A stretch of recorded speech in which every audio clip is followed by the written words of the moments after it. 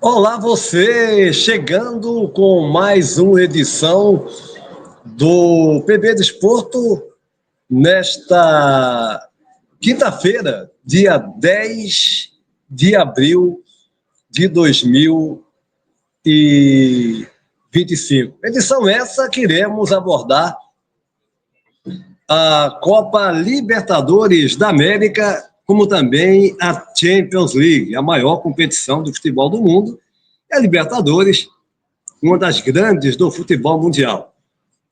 Primeiro, iremos falar sobre a Copa Libertadores, que vai ter ainda os jogos fechando essa segunda rodada.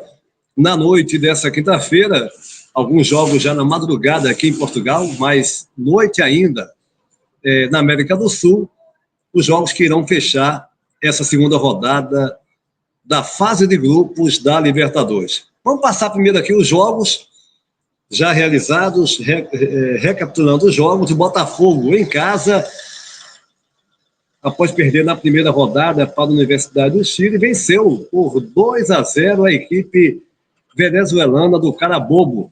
Botafogo somando os primeiros 3 pontos, fazendo o dever de casa, jogando em seu estádio. Já o Libertad do Paraguai derrotou o Talleres da Argentina por 2-0. O Peñarol do Uruguai fez 2-0 também na equipe do Santo Antônio Bulu, equipe da Bolívia. O River Plate, jogando em casa, decepcionou os seus adeptos, a sua torcida, ficando no 0-0 contra a boa equipe do Barcelona de Guayaquil, do Equador.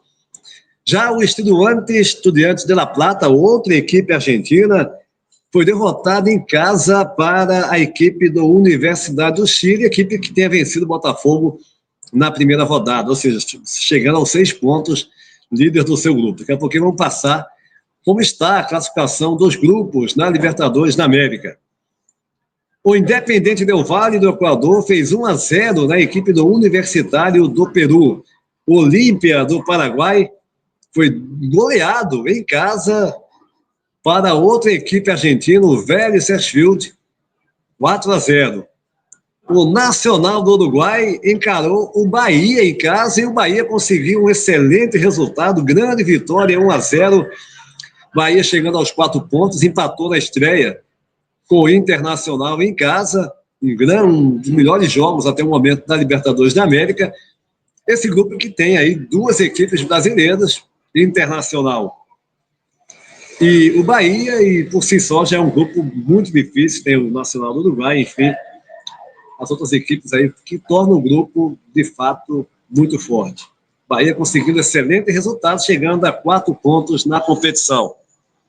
O Palmeiras chegando aí aos 6 pontos, vencendo em casa por 1-0 a equipe do Cerro Porteño do Paraguai.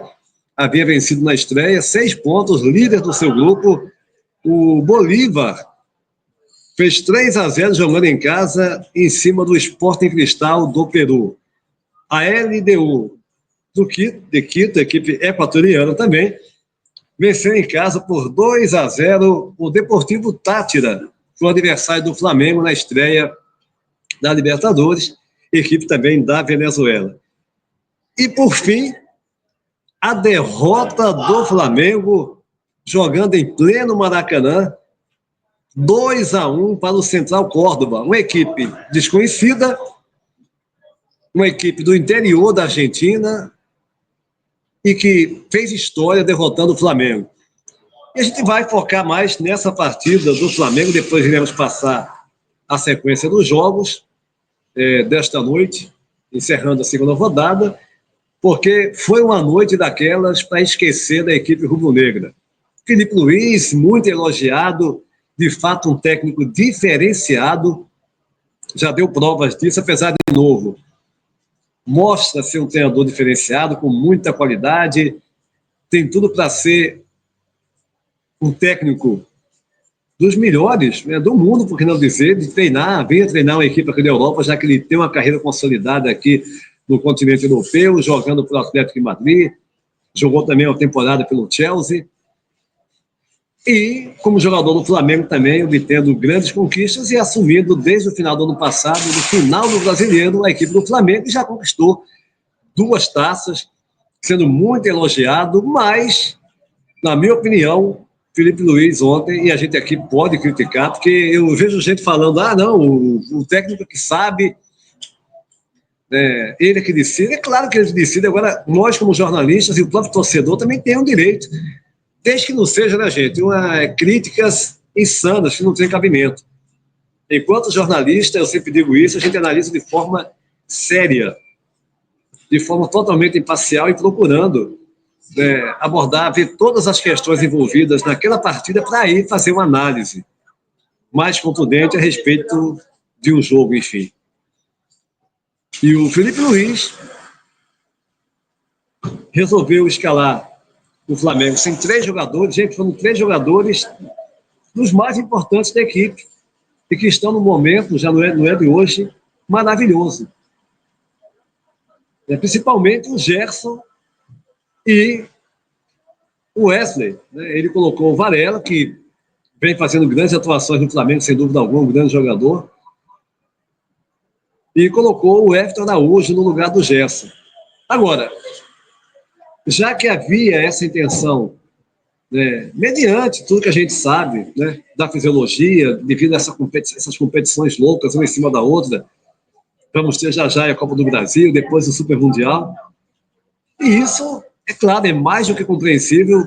Isso ocorre no Brasil, ocorre aqui na Europa. Agora, não tem como negar que numa competição como a Libertadores, que o Flamengo também coloca como importantíssima, o brasileiro, a Libertadores, o Flamengo vai disputar todas as competições. Agora, é claro que tem as prioridades, não tem como negar. Só que você começar um jogo sem jogadores, um jogo que o Flamengo jogando em casa tem a obrigação de vencer para chegar aos 6 pontos, já conseguiu uma vitória importante fora de casa, mesmo não fazendo uma grande atuação, contra o Deportivo Táchira, jogando na Venezuela, e o Flamengo, eles que faz uma atuação simplesmente abaixo da média. Sem criação, sem construção de jogadas,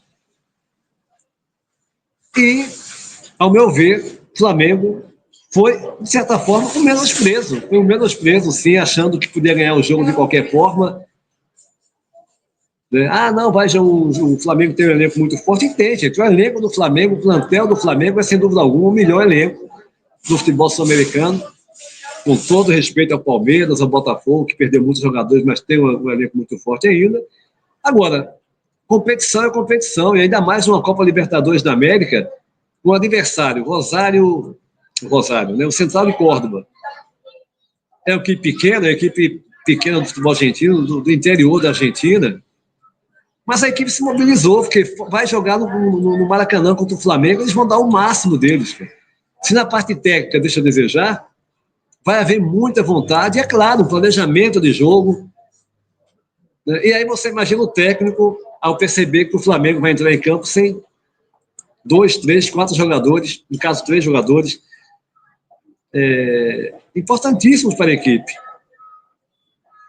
Eu falei também, estava sem o Pulgar também, eu falei o Gerson, o Wesley e o Pulgar, que mesmo com essas mudanças nas equipes devido às competições, são 3 titulares da equipe do Flamengo, são jogadores imprescindíveis para a equipe rubro-negra.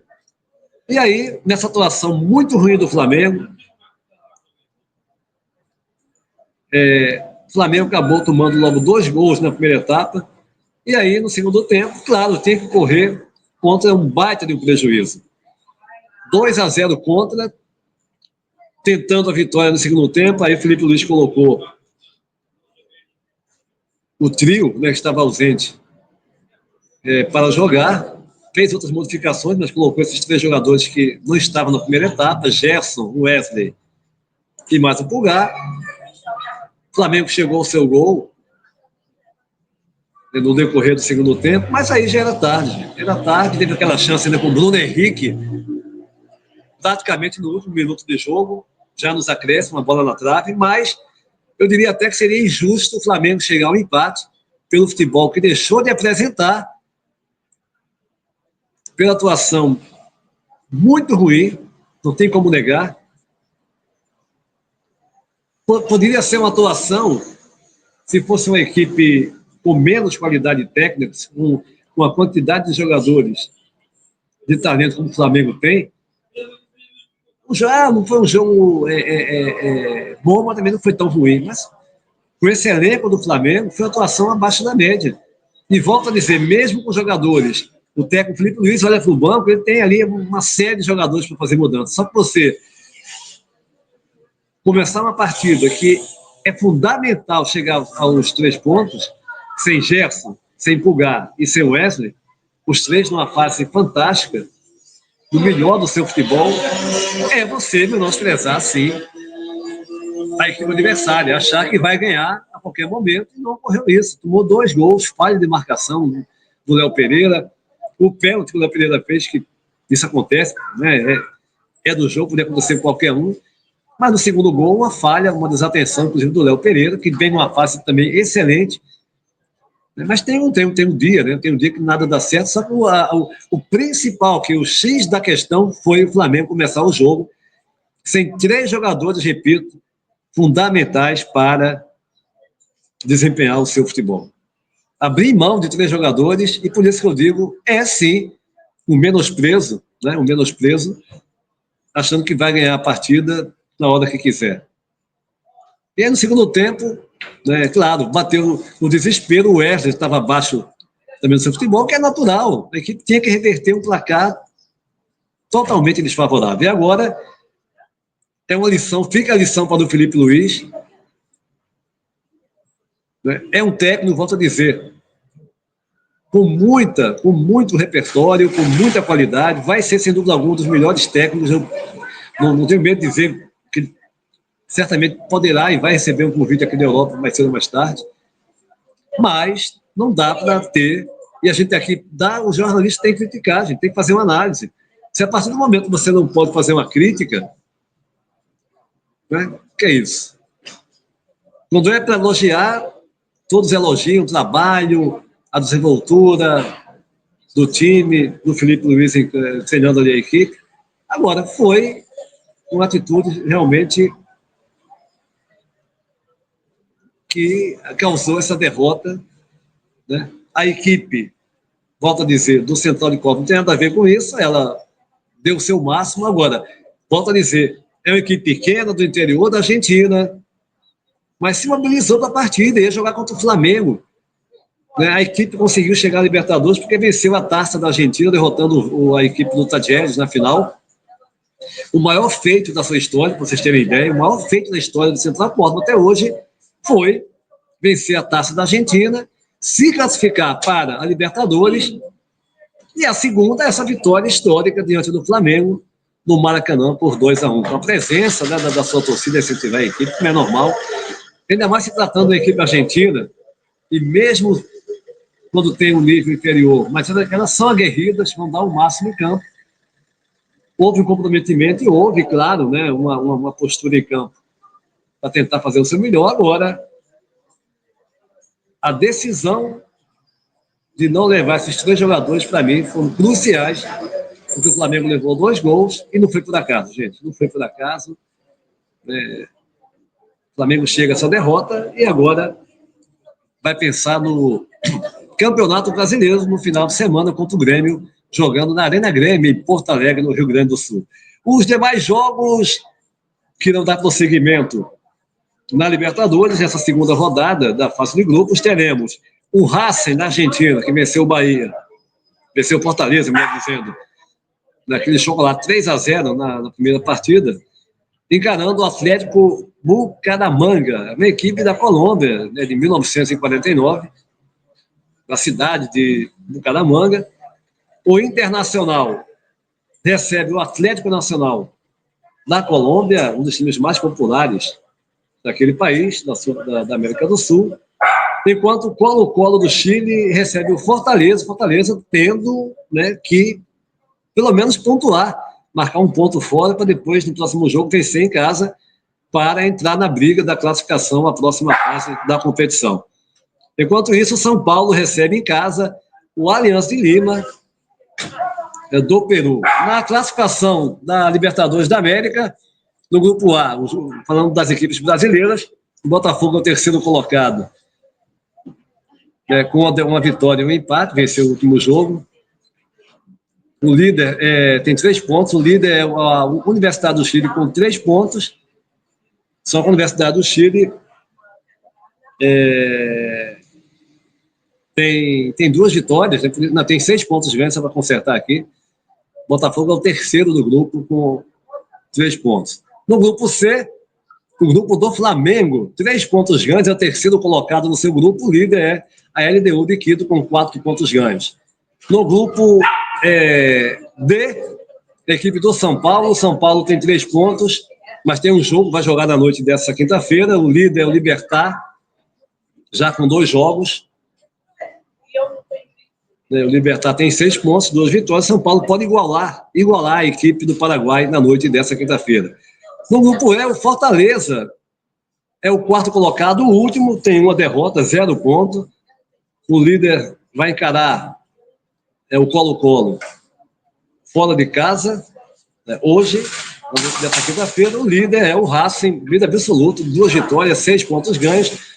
No grupo F, o grupo dos brasileiros, né? Tem o Bahia é o quarto colocado, Bahia é o primeiro colocado, 4 pontos ganhos, o Internacional é o terceiro, mas joga na noite dessa quinta-feira, pode igualar o Bahia, ficar ali junto na tabela de classificação, na primeira colocação também com 4 pontos ganhos. Um resumo aqui, né? Uma análise também da classificação da Copa Libertadores da América. E para finalizar, vamos falar da Champions League. A Champions que teve nessa terça e quarta-feira os jogos da fase quartas de final, partidas essas que envolveram as equipes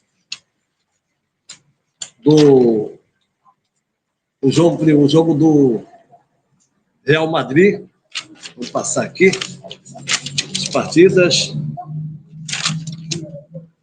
Já pela fase quartas e de final, tivemos o Bayern de Munique perdendo em casa 2-1 para a Internacional da Itália, a Internacional de Milão.